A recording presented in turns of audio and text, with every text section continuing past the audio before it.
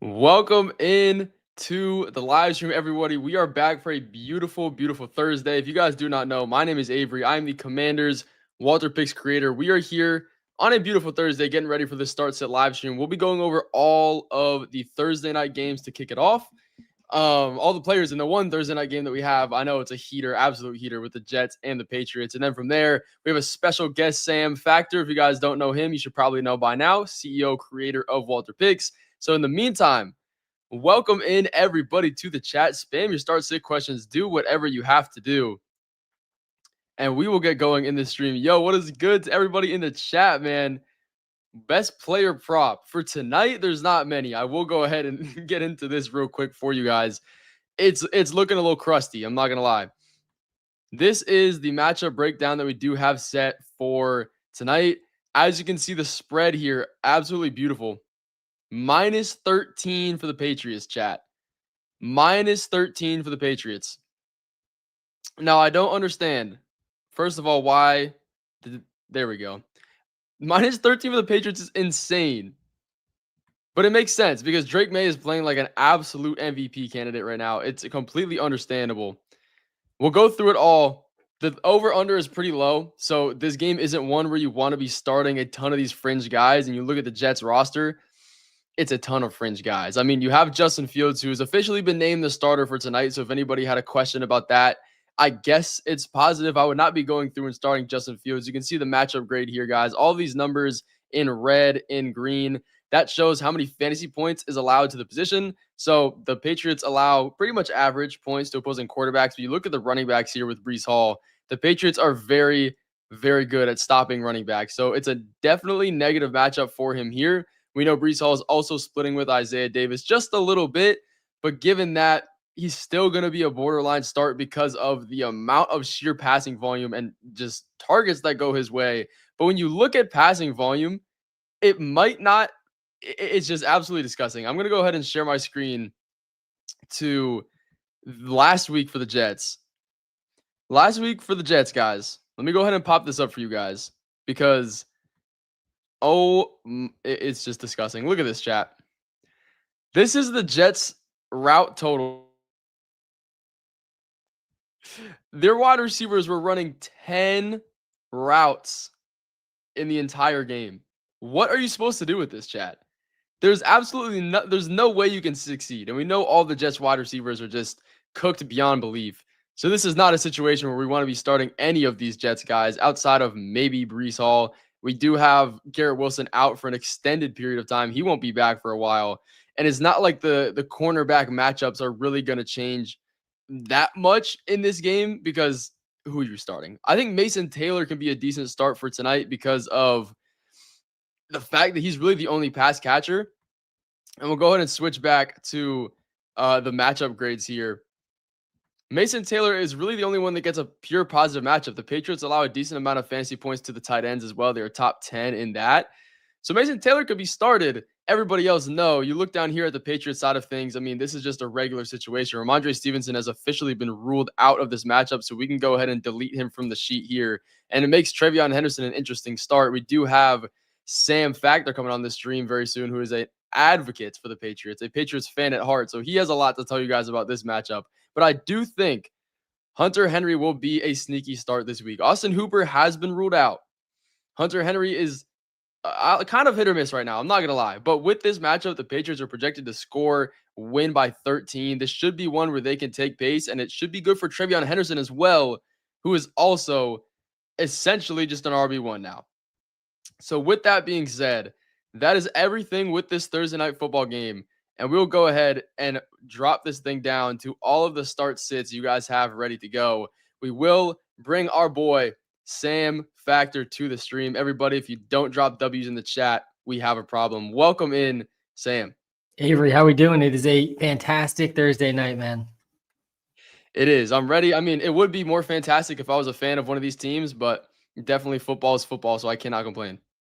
It's going to be definitely, as you already said, projected to not be a very close game. I think a bit of a trap game for the Patriots here because of that. But yeah, a lot to talk through, a lot of start sits to get through as well. I got my N'Keal Harry jersey on tonight, so humbling myself here ahead of the Thursday Night Live. Patriots right now, the favorites in the AFC East. If you've been on any of my Sunday morning lives recently, I've been talking about it. Maye's chances at MVP for about a month now. He actually leads the MVP odds in this singular moment for the first time all season. Very interesting to see those odds change pretty dramatically. Honestly, after last week, the Bills losing definitely helped that out a decent amount. But I'm doing great tonight, Avery. Pumped to get after it. Yes, sir. And we can go ahead and get started with this first start sit that we have on the screen. Sam, your first one of Thursday night. Are you going Lamar Jackson or Drake May in tonight's matchup? Oh gosh, yeah. Lamar gets the Browns this week. I actually do think Drake May's passing yards under is kind of interesting in the matchup tonight. They set this line.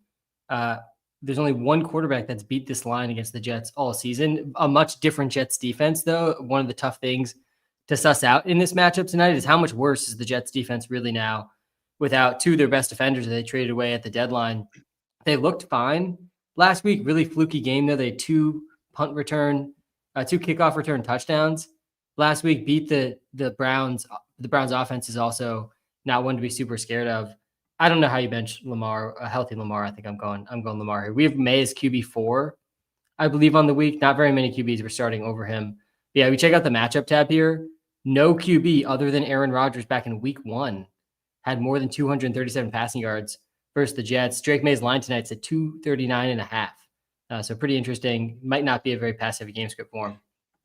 Yeah, it definitely is interesting because I will say the Jets defense is considerably worse without Sauce Gardner, without Quentin Williams.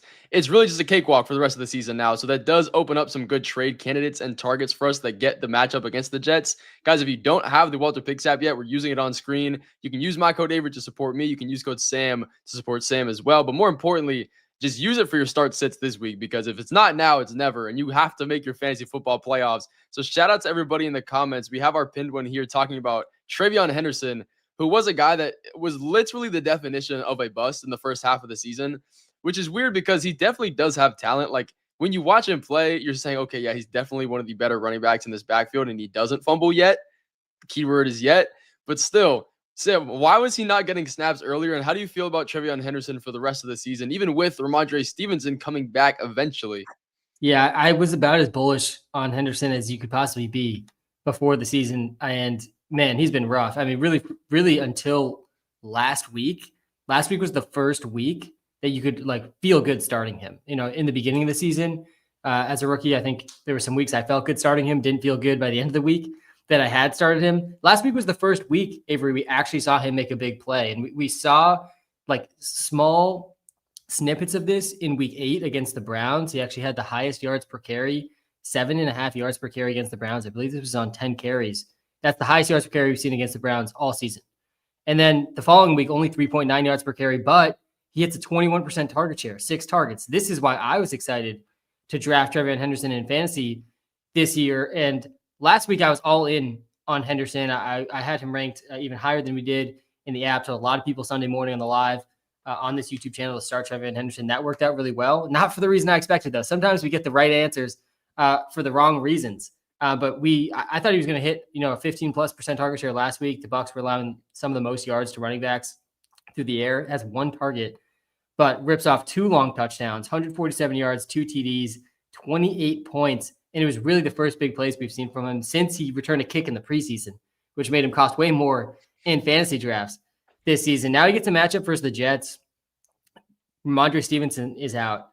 Terrell Jennings also dealing with an injury. They called up Dearness Johnson, who might be the running back 2 for the Pats tonight. I think his over-under is 18.5 carries. He probably will get over this 3% target share he had last week too. The matchup's not amazing, but it's not that scary without Quentin Williams in the mix now. So yeah, he's an automatic start, I think, here on Thursday night. I always have a difficulty in my fantasy teams benching guys on Thursday night. I always get all excited to watch my guys on Thursday night. We got him at running back 16. I'm playing him. I think I saw him versus Rachaad White in the chat. I think I would play him over Rachaad White. We have them pretty close in the ranks. It's going to be tough for me to bench Hendo here on Thursday night. They're 13-point favorites. He should get 75% of the carries. He's in a Ramondre plus role. Really shouldn't come off the field very much. So yeah, I don't know how you bench him here on Thursday night. Yeah, if it wasn't for just the matchup in general and how insane the spread is, if it was just projected to be a close game, I would be a little bit hesitant just because, okay, like Drake May is playing amazing. Maybe he utilizes the passing game. But at some point, they're going to have to run the ball, and it's going to be Trevion Henderson. And I think the coaching staff can see that now. But dropping it down to a couple other Thursday night specific start sets, guys. If you are in the chat and you have any, please spam them. We'll get to as many as we can, and make sure to hit that like button as you are doing so. Are you going, Sam, with Breece Hall, Aaron Jones, or Higgins? Yeah, Breece Hall is a really tough Thursday night start sit. This is a really good question. I wanted to talk about him a little bit because there's two sides to this Breece Hall starts it. On one side, he's the only thing they have on offense. Like, he is the entire explosiveness opportunity on this offense. You got to think he gets the ball at least 15 times tonight, whether that's on the ground or through the air. Last week, he totaled 83 yards. He had 21 carries and a target. I believe he actually it was the catch that he took for 42 yards to the house and scored on. Only one target, though. He's the most explosive weapon they have in the passing game now with Garrett Wilson out. So you got to think he gets 15 plus touches. I mean, he had 21 carries in a catch last week, 22 total touches. It's hard to bench a guy like Breece Hall who could get 20 plus touches. On the other side of this, though, he's going up against the Patriots. The Patriots are allowing the fewest yards per carry in the NFL, 3.3 yards per carry. This is an elite run defense. This is the lowest yards per carry we have seen by a defense since 2019. It's been 6 years, Avery, since we've seen a team allow under 3.3 yards per carry. The season's not over yet. The Patriots have also had arguably the easiest schedule in the NFL. So that has like maybe something to do with it. They played Achane, Genty. I mean, they played Rico, Barry Sanders, Dowdle many weeks back. James Cook did okay. He had 15 carries in that game. He only went for, 3.3 yards per carry in that game from James Cook. Tony Pollard, Spears, Kamara, these aren't like very scary running backs. Bijan didn't do anything crazy. Judkins didn't do much. Like, there's not a huge ceiling here against the Pats unless you can do it in the pass game. So yeah, I don't love the floor for Breece Hall tonight, but yeah, he's tough to bench in a lot of spots. In this spot, I am okay benching him. I would definitely be playing T. Higgins over him, like very, very easily. Aaron Jones, I'd probably lean with as well. Aaron Jones is suddenly kind of in a workhorse role as well, coming back from like a season-long injuries, really. We've seen two games from him now. Last week, yeah, he had a 71% snap share, by far the highest of his season. He's like seeing targets as well. So yeah, better matchup as well. So I think I'd bench Breece Hall in this spot. Good player, good role, rough situation, rough matchup. So tough call for sure. Yeah, I think that's completely fair. And as somebody that drafted Aaron Jones, I believe I drafted him in the auction draft that we did, Sam. And, he's been injured for a very long time. So I'm happy to see, and I'm happy to see the hype of everybody talking about how good of a playoff schedule he has. Maybe that will come into fruition for me. But outside of that, I think T. Higgins has to be a start against the Steelers defense, who have been very positive to allowing points to wide receivers. And you look at Joe Flacco, he's passing the most in the league. So when you have those two things combined, it's definitely one where I'm taking that shot. But start sits for Thursday, start sits for this entire week 11. It is getting a little tough because we have a ton of injuries. We have some bye weeks. So I think I might have seen the most disgusting start sit question I've ever laid my eyes on. And I'm going to go ahead and ask you this one. Are we going with Matt Collins, Luther Burden, Tyler Lockett, and then Higgins is back in here? Yeah, I assume this isn't T. Higgins. If this is T. Higgins, Yeah, it's not really. It must be Jaden Higgins, and we're going to take Jaden Higgins out. So we'll just do these first three. If it's T. Higgins, that's probably a layup. And we have Luther Burden. We're still waiting on some Bears injury news. This is part of the reason Thursday night start sits can be really tough. We don't have the full information. You got to make the best decision you can with the information that you have. That's the name of the game in life and in fantasy. But yeah, DJ Moore. He's been limited in practice this week. Same thing with, I think, Olamide Zaccheaus or maybe Rome Odunze, one of those guys. I think there's two different receivers, I believe, for the Bears right now that are questionable. Yeah, both Odunze and DJ Moore are both questionable. They both could play. If they both sit, if one of these guys sits, that's pretty massive for Luther Burden, whose role is already ascending. He had his highest snap percentage of the season last week. I'm very in on Luther Burden as a prospect still. I think his ceiling is extremely high. His yards per out run continues to be by far the highest on the Bears, 3.2 yards per out run.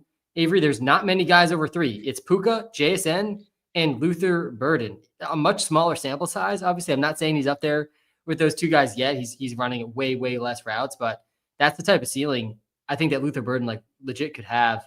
So I think the ceiling there is good. Probably enough for me, honestly, in this spot. I'm just benching Mac Hollins, and I'm going to wait and see on these Bears receivers, because if one of them sits, I'll probably start Luther Burden. And if one of them doesn't, I get to play a receiver who's going to play almost every snap against the Cowboys. Like, sign me up for that all day long. I really don't care who it is.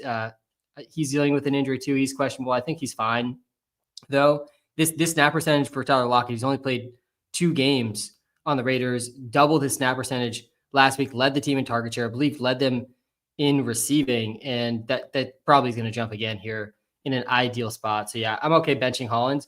The other note here on the Pats receivers tonight is the Jets, at least last week in this sort of new Jets defense they had, played a lot of man coverage. And I don't think that's going to be a formula for success for them tonight against Drake Maye. But if they do end up doing that, Mac Hollins has actually done much better against zone. I think that the man coverage beaters for the Patriots are actually Kyle Williams and Demario Douglas. So if they do end up playing a lot of man coverage, I think those are the guys that could end up outperforming. I actually like Kyle Williams' prop tonight, a decent amount, over 20 yards is where it's set. I think there's out there some lines at 18.5. I don't hate his alt lines at 40 either. We saw last week, Kyle Williams, my comp for him coming out of the NFL draft, the ceiling comp is Darnell Mooney. I think he is an underrated deep threat in his profile, good route runner, can beat man coverage. He only needs one catch to beat his props on any given week. We saw it last week, one catch, 72 yards. He had his high snap percentage of the season as well with Booty out. I think he's like the best Booty replacement that the Patriots have, where Mac Hollins will do a little bit more of the intermediate zone beating stuff. But yeah, Demario Douglas is a name to watch, I think, tonight as well, if the man coverage thing ends up playing out. Yeah, and the thing with Demario Douglas is just the amount of slot usage that he does have, which is also really good for wide receivers. But at some times when he is competing in the slot with Stephon Diggs, it can be a little bit detrimental to his fantasy point number.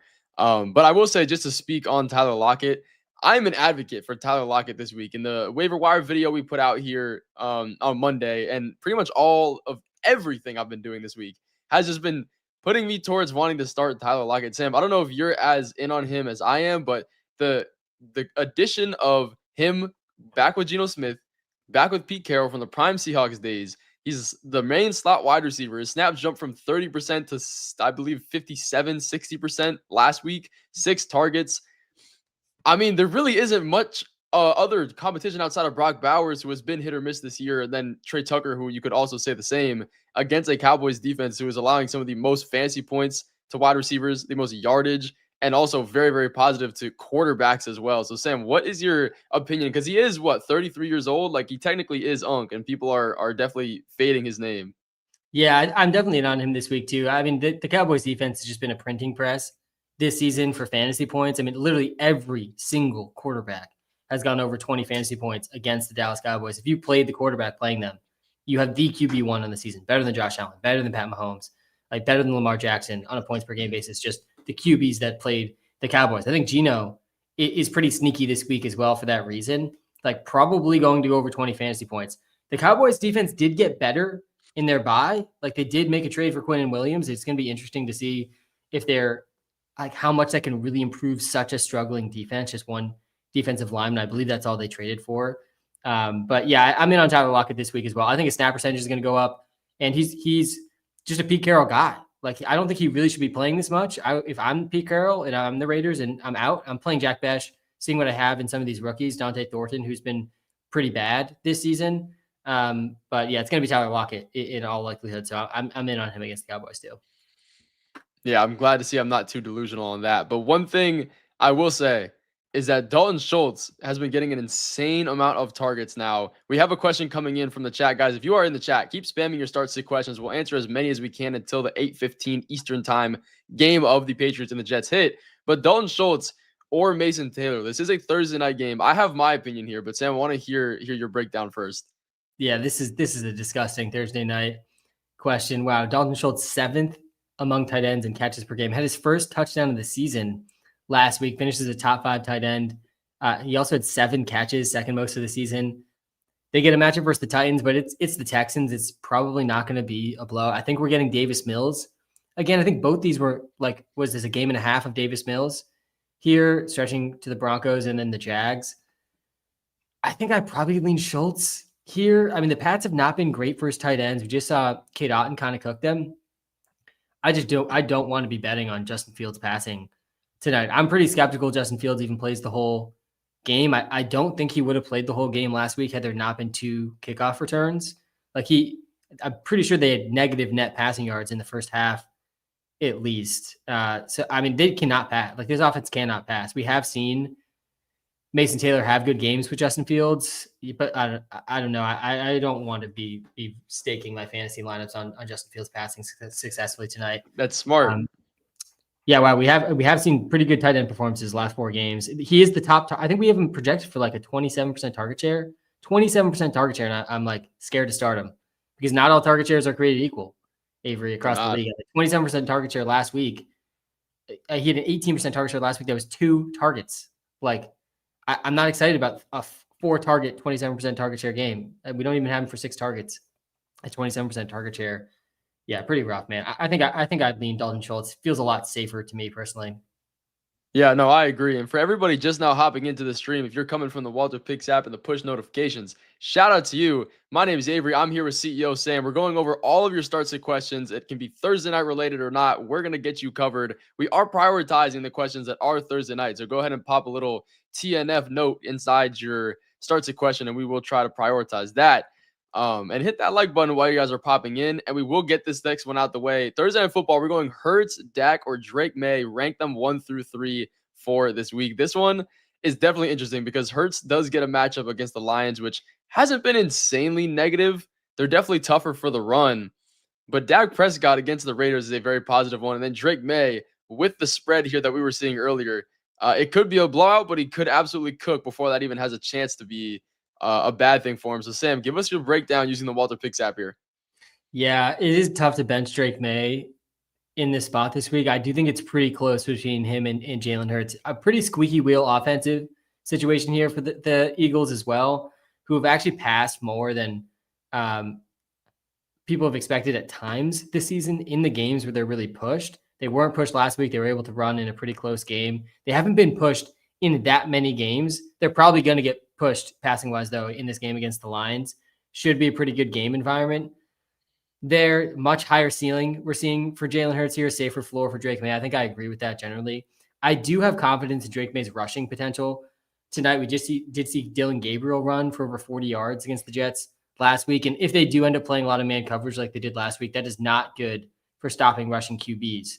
All of Dylan Gabriel's rushing last week was scrambles on man coverage where there was just huge lanes opening up for him to run. You got to think they plan a little bit differently against Drake Maye than Dylan Gabriel. But yeah, he's been on an absolute tear, at least 2 touchdowns in 5 straight games for Drake Maye. The Jets have been, we talked about it, earlier, pretty good defensively, pass-wise, but like whole different defense now, and they just allowed 20 fantasy points to Dylan Gabriel.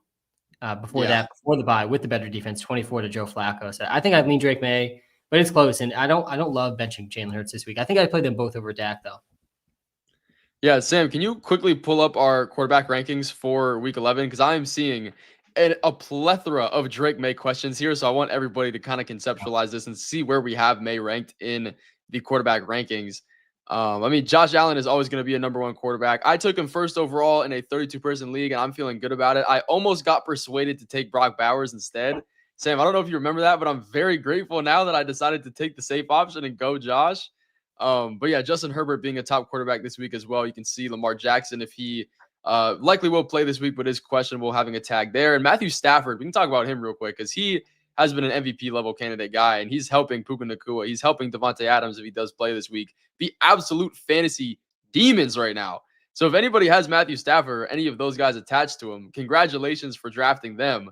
But Sam, are you starting Sam Darnold this week over a guy like Drake Maye, even though it is a Thursday night game? Yeah, you mean Matthew Stafford? I think I probably would go Maye over Stafford. The Seahawks defense has been one of the most underrated defenses in the league, like all season. They generate pressure at a top 3 rate in the league. Stafford has been just unfazed for the past like month. Like just nothing has stopped him. Was this 13 touchdowns in his last 3 games, but like not a super real defense that he's played really in his last 5 games. And the 49ers, half their defense is a practice squad. They've been just battered with injuries. The Saints are not a super intimidating defense. Jags have been terrible. This was, I think, a near practice squad defense from the Ravens back in week 6 too. So we haven't really seen them play a real defense in a little over a month. So I think I lean Maye. But I do like we added the points projection here to the start sit tool. Like makes it much easier to see. We got these guys super close. I think people sometimes overreact to rankings. Like, oh God, why do you have Joe Flacco ranked ahead of Jalen Hurts? Well, they're 0.1 points apart. You know, if this is extremely, extremely close, you definitely can't really go wrong in a start sit like this. And it's part of the reason we show the boom bust probabilities as well. But yeah, it's really tight tier here. Really everyone from Jalen Hurts up. Yeah, and we'll go ahead and rapid fire some of these Thursday Night Football specific questions. We have Mac Hollins and the Cardinals Wilson. So Michael Wilson, who is now wide receiver 1 without Marvin Harrison Jr. Sam, how much are you trusting Michael Wilson? Because me personally, I don't want to trust this offense, but I am slightly trusting Michael Wilson because he's shown his upside in previous years, previous games. Even if he hasn't had the chance to really be that, I think he can be serviceable enough with Jacoby Brissett in this offense. Yeah, I feel like Michael Wilson's been a bit of a wind sprint guy. He's 15th per game routes run, but he's 88th in points. Like this guy runs a lot of routes just all season. Doesn't have a single game over 10 points. Anytime we're this deep into the season, I don't want to be too confident about a guy that we have not seen eclipse the 10-point mark all year. He's 1 game with a touchdown. That being said, yeah, Marv is out. I just talked about the 49ers defense. They are not good right now. This is definitely a defense to attack. He's going to be out there 90% plus of the snaps.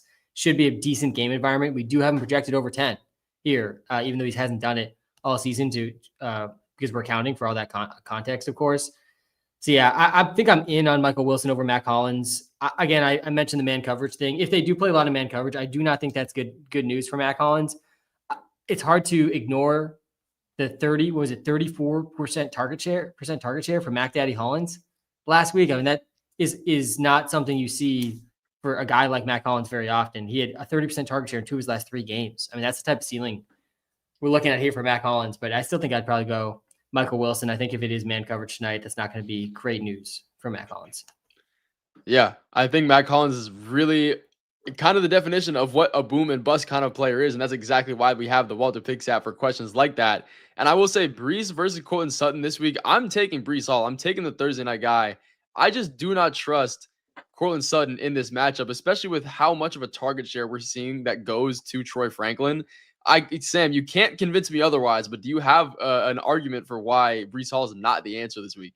Yeah, I already laid out the concerns I have for Breece. I think I probably agree with you. I mean, the game environment for Sutton should be good. The Chiefs are probably going to win this game and be leading in this game. But yeah, Troy Franklin's out-targeted Sutton, I think, in 3 or 4 straight games. I mean, not over the last 3 or 4 games, like in consecutive games, out-targeting him every single week. It's definitely a trend that it's hard to ignore. And Breece Hall had 22 touches last week, we said. Like, I am willing with the running backs, especially if someone's Breece's talent, to just ignore matchup in a case where they're going to get 20-plus touches. Like, Courtland Sutton is his best case scenario in this game is like 8-9 targets. Like, you're getting a guy locked in to Breece's talent with 20 touches. You probably just got to ride with Breece. But I'll just repeat it for the people that weren't in the live before. The Patriots are allowing 3.3 yards per carry this season. That is the fewest in the NFL. That is the fewest from a team in the NFL we've seen since 2019. I mean, this is historically good run defense right now for the Pats. So definitely concerned for Breece matchup-wise. But he's the only hope they have on offense. He's going to get the ball 20-plus times. So, yeah, I probably would start him here. Yeah, and I've seen a ton of questions coming in about Rachaad White this week with Bucky Irving not playing and the usage of Sean Tucker.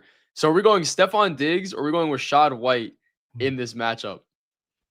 Yeah, this is a tough call. Definitely Sean Tucker's the better running back that the Buccaneers have. Rachaad White's never been an efficient runner, and that's no different this season.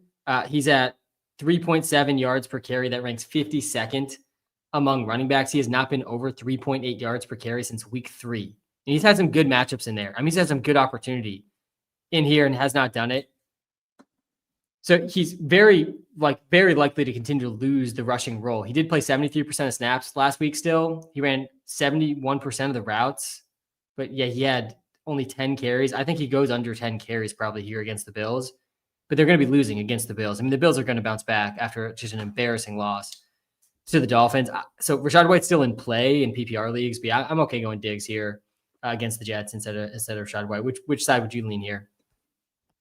Yeah, I'm just not trusting Rachaad White in this one. I think Stephon Diggs as the slot wide receiver is going to be a bit more predictable, and that's something that I do like. I don't necessarily like taking a risk on fantasy players if there is no true upside. The matchup isn't necessarily terrible, but again, with Sean Tucker and the amount of usage he's seeing week over week, he's just slowly chipping into that, and it's kind of one of those situations where Sean Tucker won't be a must start, but any usage he does get is going to be a thorn in the side of Rachaad White.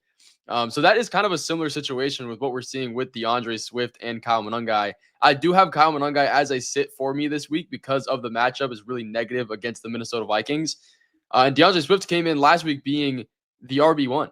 Like he took pretty much everything. So him and Tet McMillan here is the comparison for this week in this matchup. Sam, are you going Tet or are you going DeAndre Swift? Man, 22% target share for Swift last week. Highest of the season. Did not realize it was that high. 8 targets for Swift. Man, could we get that to Trevion Henderson tonight? That would certainly be fun. But yeah, I do think the matchup for Tet's also really rough. The matchup against the Falcons here is not good. The Panthers beat the Falcons the last time they played. Tet did not have a ton to do with that. 3 catches, 48 yards in the first matchup. Tough to be too excited about him this week. I think I probably would go Swift here against the Vikings instead of Tet against the Falcons. Yeah, that's understandable, especially with the amount of usage Swift is penciled in to get and the receiving. Like the receiving does make him very, very safe. Even if Kyle Monangai has been on a tear, I definitely think the matchup is more a negative one for Tet McMillan. And we drop it down to another Thursday night question here. Start one, and we're going Breece Hall, Rachaad White. I think we talked about that one already. We're going Breece Hall on that one. But for Joe Flacco and Justin Herbert, this is a good one because we have both these quarterbacks, I believe, in the top 10 for the Walter Picks app. In the top 5. But top 5 is even crazier. To see Joe Flacco on his like 5th team since his prime back in the Ravens days to still be fantasy viable feels like I'm in some kind of like time warp. But he's top 5, so it's a very positive matchup against the Steelers. But Justin Herbert has a very positive one too, Sam. So give us the breakdown using the Walter Picks app numbers here.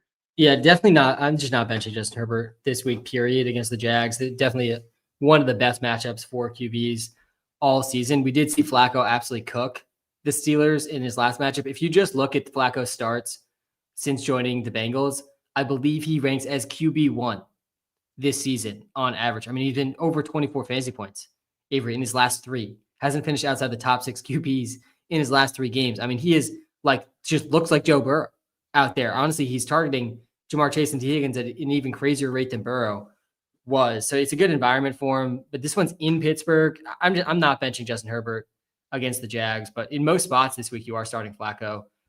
If you're bold enough to follow these rankings of Flacco over Hurts, Flacco over Mahomes, this is what the math brings you to, Avery. When you project this stuff out, like it does take some guts to start Flacco over Hurts, Flacco over Mahomes in these must-win fantasy matchups. But I actually think it does make sense in a lot of situations this week to be starting Flacco. Yeah, 100%. And it really just does come down to matchup a lot of times. And also, Joe Flacco is so good because of the passing volume he has. So another reason for him, if you picked him up off the waiver wire, you can see in the Walter Picks app, he 100% can be a start this week. But speaking of other quarterbacks here, we have Jacoby Brissett and Dak Prescott. This one is not much of a question for me.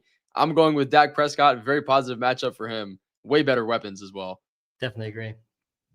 And then are we going Wandale or Matt Collins? This one for me is going to be easily Wandale Robinson. The matchup is a lot more positive for him. I trust him more as a slot wide receiver. The Packers aren't necessarily amazing, but they're definitely not positive either. I just trust what he's going to get in this offense and the target share he will see over Matt Collins. But Sam, I know the N'Keal Harry jersey might make you feel some type of way about Matt Collins right now. Yeah, I do definitely agree. I'm going Wandale here. I actually think Wandale is kind of a sneaky trade for ahead of the fantasy trade deadline. Right now, Darius Slayton has not been able to stay healthy. He's questionable again right now. Missed his 2nd straight practice today. Like, he might not play this week. I mean, he's really struggled with injuries his whole career, but especially this season would be really rough for the Giants to be down another receiving weapon. Obviously, Neighbors has been out for a while, but we got famous Jameis starting for the Giants Yes. as well, which is ideal for fantasy points and fantasy point environments. The Giants do have a good matchup, a good schedule rest of the season. Two, they get the Commanders in the fantasy football playoffs in the first week. They get the Raiders in the final week. Kind of an interesting game environment in week 16 against the Vikings. Two, and Wandale, like I've been a known Wandale hater in the past. His air yards have actually increased like a lot from past years. Like he's going over 50 air yards in most games. Like a lot last year was like a miracle if he went over 20 air yards. He was just a lock for 7 catches and like 15 yards every week. Not the case this year. So yeah, I'm in a Wandale over Mac. I think Mac Daddy Hollins is a bit of a trap, honestly, tonight because of the target share last week, because of the boom game we saw last week. I don't think he matches up amazing here versus the Jets in comparison to Kyle Williams, Demario Douglas, Steph Diggs, and it could be a really run-heavy game too. Mac Hollins is known to be a really good run blocker, so if you get points for that in your fantasy league, then maybe consider it a little bit more. But I think he is honestly a bit of a trap here and has a really, really big bust potential. Yeah. Yeah, I could see that as well. And I will say, just for the record, I love the type of wide receiver that is the Wandale Robinson and dare I say Kadarius Toney. They never really end up working out, but I love the quick, like twitchy wide receivers. Just something about it is just fun to watch. They usually don't turn out, but this week with Jameis Winston starting at quarterback, I mean, the sky's the limit with the amount of pass volume that's coming his way. And Sam, I will ask you to pull up the defensive rankings before we get to this next question here, simply because I've seen a ton of questions about the defense. The Houston Texans is going to be our number one option. They were available on waivers earlier in the week, and they get a positive matchup, guys. You can see the top 5 here. A good amount of them were from the waiver wire. So if you guys haven't checked out the waiver tool, the 10 transactions tool in Walter Picks, you can definitely go and do that if you have not already. But is there any defense this week, Sam, that sticks out to you? Maybe that's not in the top 3 that should be considered as a start this week? Yeah, there's a couple defenses that do stand out to me. I think the Falcons are the first one that we have ranked as defense 8.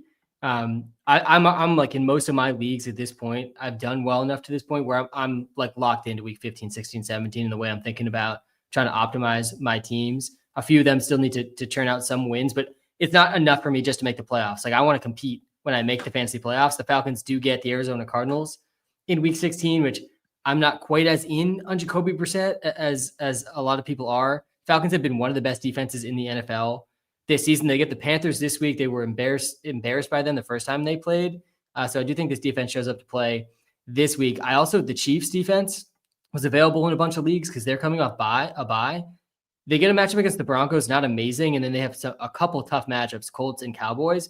But if you can hold on for this week 16 matchup against the Titans, I mean, there's almost no world there's going to be very many defenses that end up projecting better than the Chiefs here in week 16, the fantasy football semifinals. The Chiefs are going to need to win for playoff implications. The Titans will be completely out at that point. So yeah, I do like the Chiefs and just trying to hold on to them with a bench spot in future weeks too. I think they're startable this week against the Broncos, and they could win leagues in week 16. So that's another defense that I've been keeping an eye on. Yeah, 100%. And then we can get to this Thursday Night Football question we have pinned. Sam, I'll let you get started with this. I will say Kenneth Walker scares me this week, but I'll leave the rest to you. What scares you about Kenneth? A lot. Number one, the matchup scares me about Kenneth Walker. I don't think it's one where I want to take that risk, and he's splitting snaps with Zach Charbonnet. Last year, I was a Zach Charbonnet owner, and he had his amazing games when he was out. They're both healthy today, but it's not like this matchup is going to be positive against the Rams. They're one of the best in defending the run. On top of the snaps you're splitting, you're going to hope for a touchdown for either of these guys, in my opinion, to be fantasy viable. Sam, do you trust him over any of these other guys in Tyron Tracy or Kamani Vidal? Yeah, so I'm certainly starting Vidal here. I think that's like a lock-in here against the Jags. So it's really a pick one, I think, between Breece, K9, and Tracy. We just saw the first rushing touchdown all season. 10 weeks into the season, first rushing TD came against the 49ers. Brian Robinson, of all people, who had more rushing yards than McCaffrey last week, by the way, starting to potentially eat into that rushing role a bit for McCaffrey, who's just playing wide receiver in terms of the stats this season. But the Rams are arguably the best run defense in the NFL. The Patriots are allowing the fewest yards per carry, but they're not allowing the fewest points. The Rams are second fewest in the NFL. So yeah, really scary matchup for Kenneth. As boom bust as it gets right now at the running back position, if I take Kenneth out and put Tracy in here, I think this is really a Tracy versus Breece question. And God, I'm going Breece over Tracy. Yeah, I think that makes sense with the two matchups not being great. I think I'm going Vidal, and I'm starting Breece, and I'm not putting Breece in the flex, putting him in the running back slot, and putting Vidal in flex. Yeah, I will say Tyrone Tracy is more of this team's RB1 than people think he is. Devin Singletary got a good amount of snaps and usage at the end of last week. Most of that was because Tyrone Tracy had like a mini minor injury at the end of the game. So he missed a couple snaps for it, and it led Devin Singletary to take 14 of the total 17, I believe, for snaps in that fourth quarter. So he's really not as much of a factor. I think as the season goes on, Tyrone Tracy will be more of a value. I will say in the beginning of the season, Tyrone Tracy was one of my biggest must avoids in the draft because of Cam Scatterbo. So the fact that it's still kind of split between him and Tyrone Tracy is definitely not something I love to be seeing. But some more running back splits here, I will say, are the Commanders guys. I've seen some people say to pick up Chris Rodriguez off the waiver wire. He was definitely taking a majority of those snaps last week, and now they come into a really positive one against the Dolphins defense. It's in Madrid, not that that changes much, but me personally, I'm kind of staying away from all these Commanders running backs. Even in this positive matchup, I'd rather start a wide receiver or just somebody I know has some type of floor, because last week it was almost the definition of what a committee running back system is. Like everything was split: the goal line, the third downs, the pass catching. Now, yes, Chris Rodriguez's injury had a good amount to do with that, and he was kind of the RB1, but it's just not something I want to trust. Sam, do you think any of these Commanders running backs, maybe even a prop that you like against this really, really easy Dolphins defense, is a way we should go? Yeah, I think in terms of fantasy, like rest of season, Ja'Cory Cross-Kamara like definitely has the highest ceiling. I think if Chris Rodriguez plays, I know he was a little banged up, but I think he's fine.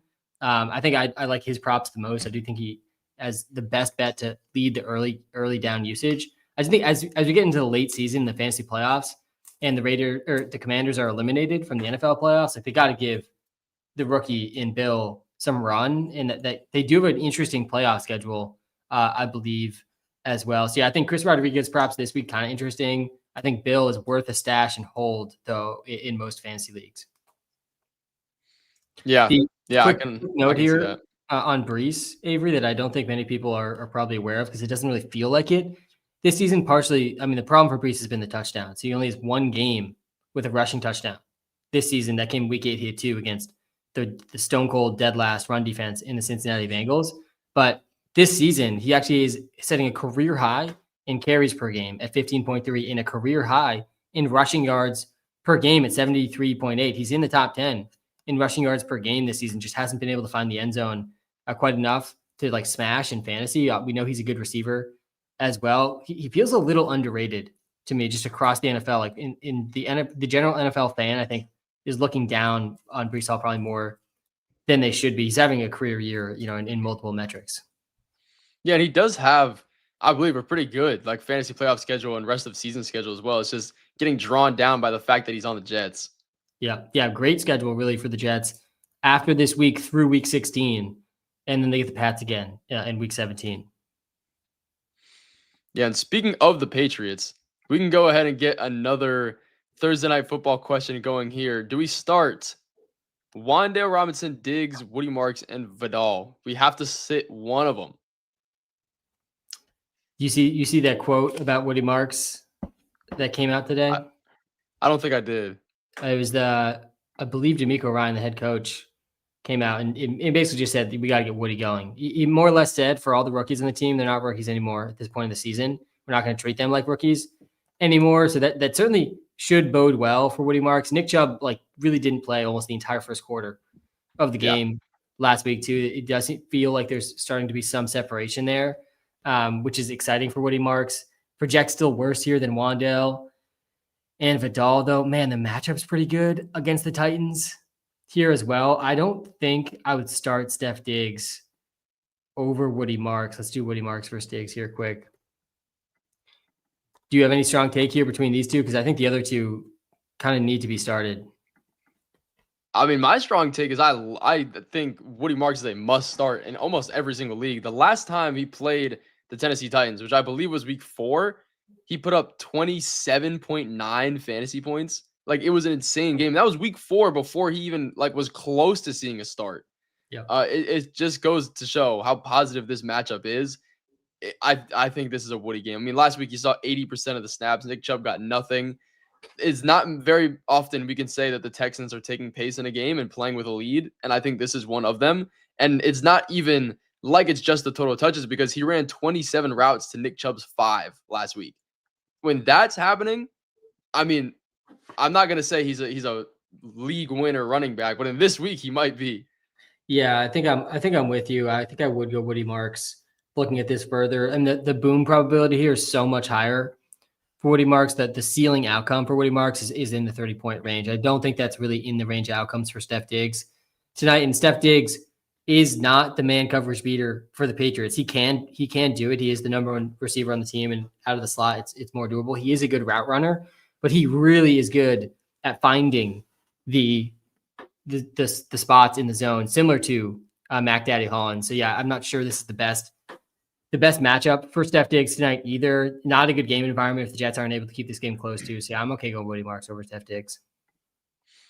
Yeah, and a bit of a chance to show off the Walter Picks app here with some kickers. Are we going Boswell or McPherson? Rest of season, this is the question. But for this week, let's get an answer on that because, I mean, they're playing a very positive matchup in both of them. I think kickers are one of the lost art of fantasy football, to be honest. I know a lot of people hate them, but there is a little bit of tactic that goes into it. Like teams that are really good at generating offense, but not good enough to score in the red zone. That's the kind of kicker you want to be a part of a team for. So in fantasy football, it definitely does help to have an app like the Walter Picks that helps you conceptualize all this information. So Sam, what's your take on these two guys that are both top kickers this week? Yeah, we got McPherson a little bit ahead rest of the season, but look how the difference this season: 10.1 points per game for Boswell, 7.3 for McPherson. We've seen some huge games from Chris Boswell too. He ranks better this week as well. He has gone over 10 points in 3 of his last 5 games. Man, yeah, I think I probably lean Chris Boswell here. I don't have any strong kicker takes to be honest with you. I think I lean Boswell though with the ceiling that he's shown. Yeah, and I will say, with the last few minutes left in this live stream, we are coming close to this game, Sam. I don't want you to miss any of this Patriots masterclass.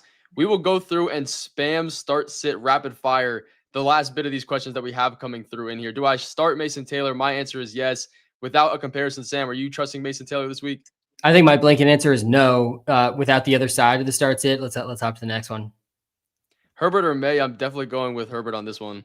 Yeah, I'm not benching Herb. Unless you have Josh Allen, I'm not benching Herb. Thursday Night Football, we got to start to Rico, Henry, Henderson, PPR, looking for floor. Well, Rico is a floor and a ceiling guy for you. And then I think I'm definitely going with him. And I'll go with Henry over Henderson this week, even given the game total. What do you think, Sam? Oh, gosh. I mean, if you're going for the floor, I feel like there's a good argument that Henderson actually has the safer floor over Henry. A better pass catching profile, better projected game environment. What's the spread on the Ravens game? Maybe it's actually somewhat similar. I doubt it's 12 points. I mean, there's no one else in the backfield for the Pats. The over-under carries wise for Henderson is 18.5 tonight. Is Terrell Jennings, is he active? He is active, but yeah, gosh. We have Hendo still pretty far below Henry though. So I guess I'll agree with you and go Henry. And then are we going with the Houston defense of the Patriots? I'm taking Houston Texans this week personally. Yeah, I think I agree. I would probably go Texans. They are our number 1 defense this week. This is a good matchup for the Pats. We talked about how good of a run defense they are. That's the only thing the Jets can really do with Justin Fields. At quarterback, though, again, I won't be shocked if we see Terod out there in the fourth quarter. Yeah, I wouldn't be either. But the next question here, are we going with Henry or Woody Marks? This is the type of question I like to see. My man Woody Marks in the question with King Derrick Henry. You would call me crazy for going Woody Marks here. I will take Derrick Henry. The Browns defense is very, very good, but I would not be surprised if that man Woody Marks goes for a lot. Sam, am I delusional for thinking that? No, it's honestly, it feels similar to the Hendo versus Derrick Henry question as well. I think if we don't go Henderson there, we can't go Woody Marks here. I think I would probably play Trevion Henderson over Woody Marks, but it's also pretty close there. That's a compelling question. I might have a little bit of bias towards Woody Marks there, but are you going with Kyle Pitts or Cade Otton? Another tight end question here. I would probably lean Cade Otton in this one with the amount of target share that he's seeing, but Kyle Pitts actually does get a positive matchup. both of them do get positive matchups. Sam, are you taking the hype train in Kyle Pitts? Yeah, so Cade Otton, he gets the Bills. They're actually allowing the fewest points per game to tight ends this season, but they have not played very many good tight ends. Kyle Pitts played him. He had 4.8. There's been one tight end over 10 points all season. Yeah. That game against Travis Kelce, the best tight end, to be fair, that they've played. Man, this is close. We have Cade Otton like a decent bit ahead here. It's definitely a close call, though. I honestly think I lean Kyle Pitts. Yeah, and then last question of the live. It is 8:15. This game is about to kick off. Baker, it's only right to end it off with a Joe Flacco question. I would take Joe Flacco in this matchup against sheer pass volume and positive matchup. Sam, is there any reason not to? Yeah, it's Flacco over Baker. We talked about it already. Yeah, I'm going Flacco. All right, guys. Well, we appreciate you spending time hopping in this live stream. As you guys know, if you've seen Sam's lives enough, time is the most valuable thing we have. So we appreciate you hopping in. That is it for me. We will see you guys in the videos and live streams coming on this channel very, very soon. Appreciate you, Avery. Have a good night, guys.